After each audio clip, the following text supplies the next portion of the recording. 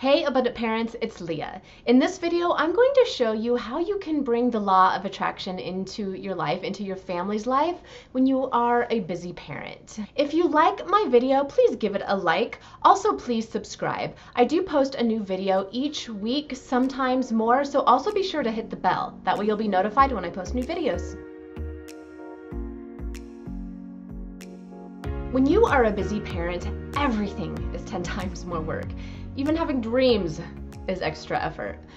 When I decided that the law of attraction was my jam, I didn't consider the added inner work of manifesting as a parent. The law of attraction is a spiritual practice rooted in science.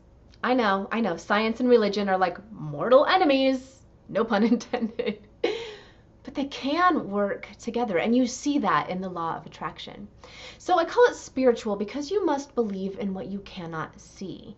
You must live expecting that all the blessings of your life are already on their way. And then, of course, science, because the entire success of the law of attraction is dependent on the rules of quantum physics and the understanding that energy is at work in our daily lives. We are always manifesting in our lives, good or bad. The events attracted into our lives did so because we vibrated the energy to invite it in. Energy attracts like energy. We know that one. So excuse me while I geek out on Einstein for just a moment because I love the man. But when Einstein created this concept of E equals mc squared, we know this equation, right? He didn't actually originally write it that way. The concept really created this incredible conversation in the physics community, and the equation was broken down and rewritten and reinterpreted and discussed some more. And eventually the physics community came to understand that what Einstein was really explaining with his equation is that all mass is made up of energy, and that like energy is attracted to itself.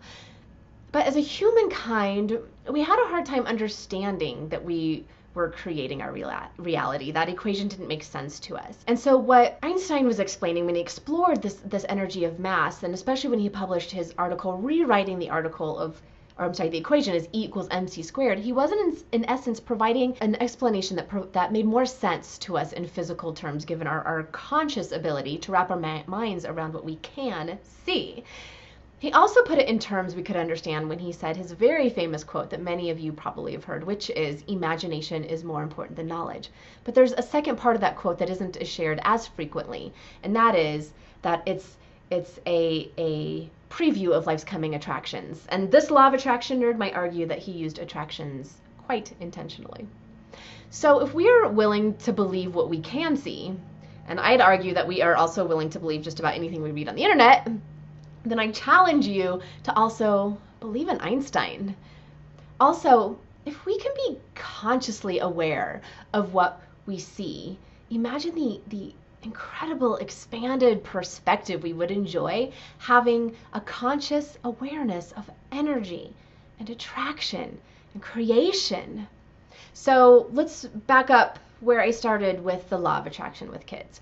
So when I first embraced the LOA, the law of attraction, I would listen to Oprah's Super Soul Sunday. She is a believer of the law of attraction, by the way. And I would listen to the authors and speakers on Hay House Radio. And I was inspired, and I decided that I was going to start manifestation exercises. The route that I took was doing the exercises involving visualization of what I want. Now, because you must always lean into better feeling thoughts in order to manifest, when visualizing the events you want to attract into your life, you must attach the good feelings to them as if you already have them, the good feelings you would have if they already existed in your life. Now, here's where the kids come in, more specifically, my kids. So it's just after breakfast. I'm cross-legged on the floor. I've planned to lock in on a visual for 2 minutes.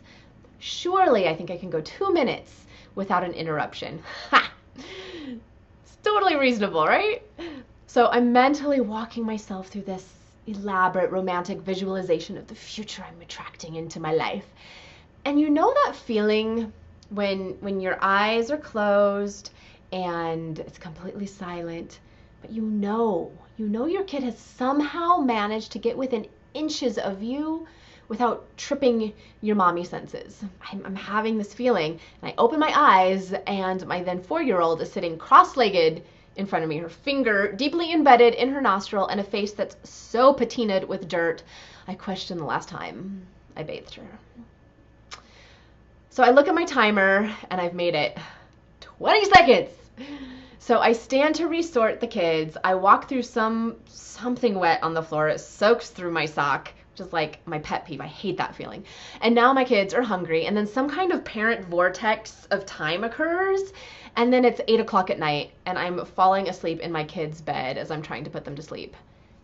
And I never finished my 2-minute meditation to manifest my amazing life and all the amazing events into my life. This happens to parents every day. There's this black hole where our dreams of self-care and recreational activities, they hover in this plane of never achieved promises to ourselves. I know that you know what I'm talking about. This is when I began to realize that practicing the law of attraction was going to be a family job if it was going to happen at all. As an adult, this idea of attracting what I wanted into my life seemed far-fetched initially.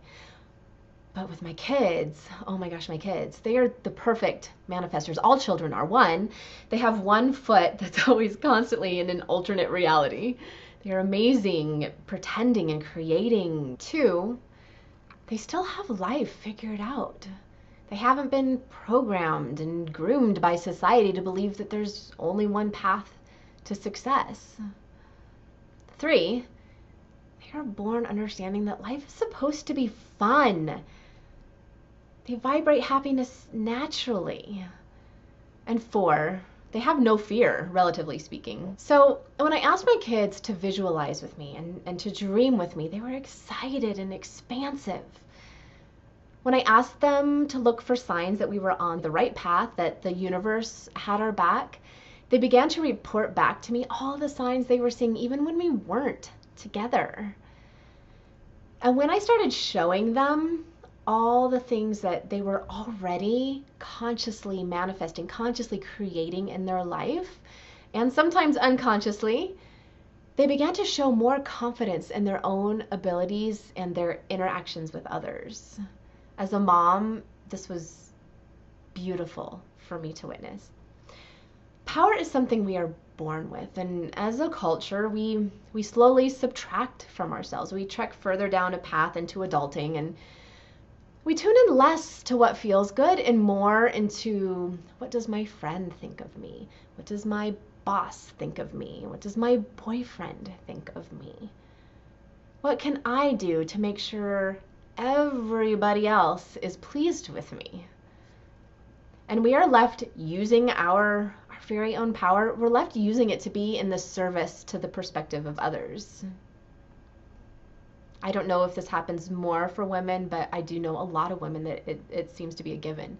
But what if we understand that this power was so great that we could create anything that we want? Yes, there's some rules and regulations involving energy with the law of attraction, but that ultimately we are powerful creators, and that through that power we can find success, so we can find satisfaction, we can find purpose, and the simple ease of just feeling good. What if we understood this from the very beginning of life? Can you take a moment to just consider your life choices and your self-doubt and your insecurities, and imagine your life had you harnessed all of this power, all of this energy from the beginning? Now imagine your child and all that you want for your child. Now imagine the sparkle in their eye as you watch them observe the successes of creative energy in their lives, the levity in their existence as they experience pure joy. They experience pure joy, just completely unencumbered by the weight of what other people think of them. Think about how much better the world would be, the world will be, with a generation of children harnessing this power of positivity, intentionality, this power of the love to create a world of plenty and peace. What a wonderful world. Wonderful world that would be. Thank you so much for watching. I appreciate you spending your precious parenting time with me. If you are looking for tools to support you as a conscious parent, please join the Abundant Parent membership. It's a group of workshops that I host each month, bringing in experts in their field to give you tools to help support you on your parenting journey. Some of it is woo-woo, some of it is rooted in science, some of it is both. So I encourage you to check it out. You can sign up for the workshops on theabundantparent.com. Look for the tab that says membership. Also, please join the Facebook group. I will include both of those links below. Thank you so much. I'm sending you light, love, and abundance. Bye.